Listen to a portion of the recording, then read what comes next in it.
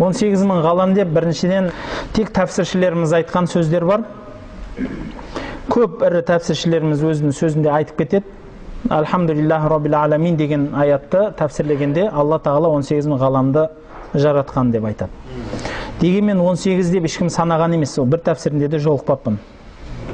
18 мың деп. Кейбіреулер жай ғана түсіндіргендігі бар, жынның әлемі бар, адамдардың әлемі бар, осындай әлемдердің барлығы сол Алланың қолында деген мағынаны береді деп айтады. Тек қана осы жай ғана нәрсе. Ал бірақ мынау инопланетян деген нәрсе емес. Мен өз басым ол нәрсеге сенбеймін. Аллаху алам, бірақ көбінесе инопланетян есі дұрыс адамға келмейді, намазхан адамға келмейді. Кілең жалғыз жүрген, ішіп алған, немесе сәл сондай болып қалған адамдарға көрінген нәрсесі бар. Бұлай нәрселерге білмеймін.